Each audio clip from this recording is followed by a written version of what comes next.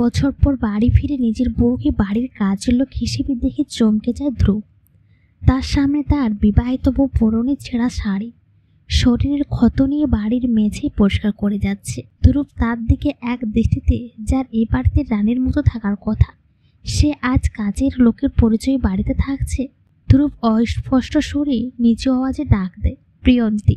চৌধুরী বাড়ির বড় মেয়ের বিয়ে আজ, যার জন্য বাড়িতে হাজারো কাজ রয়েছে। সকল কাজের লোক কাজ করেছে, যার মধ্যে রয়েছে প্রিয়ন্তী। প্রিয়ন্তী বাড়ির সিঁড়ি পরিষ্কার করছে। হঠাৎ করে পেছন থেকে কোনো অপরিচিত মানুষের কণ্ঠ শুনে প্রিয়ন্তী পেছনে ফিরে তাকায়। প্রিয়ন্তীর সমস্ত শরীরে শান্ত হওয়া বয়ে যায়। তার চোখ জোড়া শুধু তাকিয়ে সামনে থাকা মানুষকে দেখে যাচ্ছে। প্রিয়ন্তীর চোখ বেয়ে 2 ফোঁটা পানি গড়িয়ে পড়ে। আজ বহু বছর পর নিজের স্বামীকে চোখের সামনে দেখেছে। স্বামী শব্দটা উচ্চারণ করতে গিয়ে তার ঠোঁট আটকে যায়। প্রিয়ন্তী বলে, ধ্রুব। অতীত, সুদূর অতীতে ধ্রুব বাবা সমীর শেকদারের বন্ধু ছিলেন, তৌসিফ তালুকদার। কিন্তু হঠাৎ করে একটা অ্যাক্সিডেন্টে তৌসিফ সাহেব তার স্ত্রী মারা যায়। শুধু জীবিত থাকে তাদের একমাত্র সন্তান প্রিয়ন্তী। প্রিয় বন্ধুর মৃত্যুর কথা শুনে তাকে হাসপাতালে দেখতে যায় সমীর বাবু, সমীর সাহেব। মৃত্যুর আগে তৌসিফ তালুকদার তার ছোট্ট মেয়ের দায়িত্ব দেয় সমীর সাহেব। প্রায় 5 বছর বয়সে এই চৌধুরী বাড়িতে উপস্থিত হয় প্রিয়ন্তী। চৌধুরী বাড়ির দরজা দিয়ে ভেতরে প্রবেশ করে প্রিয়ন্তী। সমীর সাহেব হাত জোড় করে শক্ত করে ধরে রেখেছে সে। ড্রয়িং রুমে সকলে খাওয়া দাওয়া করছে সকালে। এরই মধ্যে সমীর সাহেব প্রিয়ন্তীকে নিয়ে ভেতরে ঢোকে। সমীর সাহেবের সাথে বাচ্চা মেয়ে দেখে তার বউ জ্যোতি বেগম এগিয়ে যায় তার কাছে। জ্যোতি বেগম বলে, সমীর, তোমার সাথে এই মেয়েকে, ওর পরিচয় কি?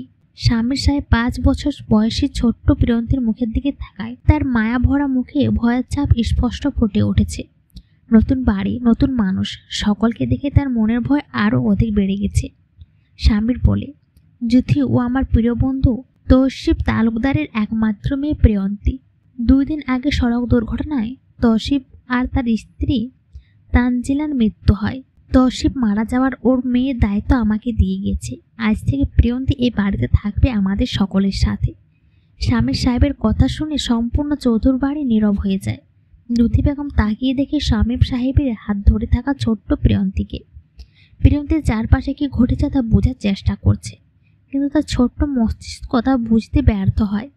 সমীর সাহেব কথা শুনে জ্যোতি বেগম রাগ হয়। জ্যোতি বলে, সমীর, ফান করছে তুমি আমার সাথে। আজ থেকে এই বাচ্চা আমাদের বাড়িতে থাকবে মানে? তোমার কি বাড়িটা কোনো অনাথ আশ্রম বা ভিক্ষুকখানা মনে হয়? জ্যোতি বেগমের এমন ব্যবহার দেখে সমীর সাহেব যথেষ্ট অবাক হয়। সমীর সাহেব বলে, জ্যোতি, তুমি এমন ব্যবহার করছো কেন?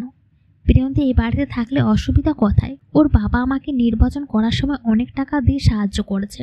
আজ যখন তৌসিফ মারা গেছে, তখন ওর মেয়ের খাবারের দায়িত্ব কি নেব না আমি? আর আমাদের সংসারে কোন নাই? ওকে নিজের মেয়ের মতো করে ভালোবাসবে তুমি? না, এই রাস্তায় ফিরে কিনে মেয়েকে আমি কখনো বাড়িতে থাকতে দেব না। ওকে বাইরে করে দাও তুমি। সমীর। 5 বছরের ছোট্ট প্রিয়ন্তীকে নিয়ে সমীর সাহেব আর জ্যোতি বেগম মধ্যে বিশাল ঝগড়া হয়। ছোট্ট প্রিয়ন্তী ভয় যেন আরো বেড়ে যাচ্ছে। তার চোখ দিয়ে পানি গড়িয়ে পড়ে। সকলের ঝগড়ার মধ্যে একজোড়া চোখ তাকে দেখে যাচ্ছে।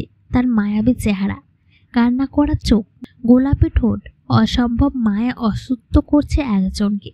খাবার খাওয়ার রেখে প্রিয়ন্তীকে দেখে যাচ্ছে ধ্রুব। তবে প্রিয়ন্তীর চোখের পানি ওর সহ্য হয় না। প্রিয়ন্তীর চোখে পানি দেখে ধ্রুব রাগ হয়। তবে মা বাবার ঝগড়ার জন্য সে কিছু বলতে পারে না। তখন চৌধুরী বাড়ির সকলের প্রিয়ন্তী নিষেধ অমান্য করে জোর করে সমীর সাহেব প্রিয়ন্তীকে তার বাড়িতে আশ্রয় দেয়। জ্যোতি বেগম রাগ দ্বিগুণ বেড়ে যায়। উনি স্বামীর সাথে ঝগড়া করে রাগে রুমে চলে যায়। সমীর সাহেব একজন কাজের লোককে বলে প্রিয়ন্তীকে রুম দেখিয়ে দিতে। যখন পরিস্থিতি শান্ত হয় তখন প্রিয়ন্তীর কাছে এগিয়ে আসে ধ্রুব। ধ্রুব সামনে এসে দাঁড়ায় প্রিয়ন্তী, যার ফলে বাচ্চা মেয়েটা আরো ভয় পেয়ে যায়।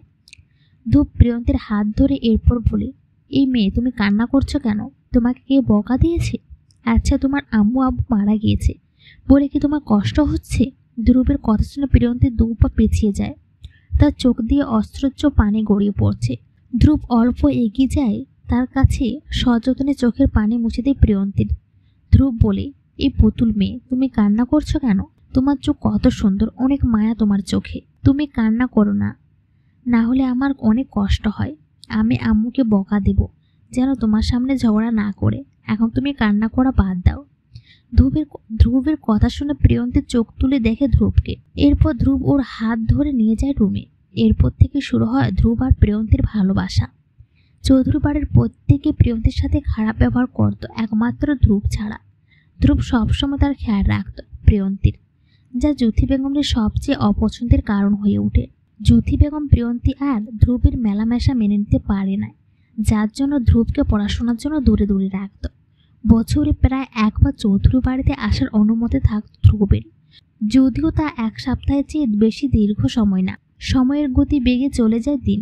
ধ্রুব আর প্রিয়ন্তীকে অনেক ভালোবাসত, যদিও পড়াশোনার জন্য দূরে থাকত, তবুও তার মন সবসময় প্রিয়ন্তীর কাছে পড়ে থাকত। প্রতি বছর বাড়ি ফিরে আসার সময় প্রিয়ন্তীর জন্য অনেক উপহার, চকলেট, কানের দুল, শাড়ি সহ হাজার হাজার জিনিস নিয়ে আসতো প্রিয়ন্তী ও তার ধ্রুব।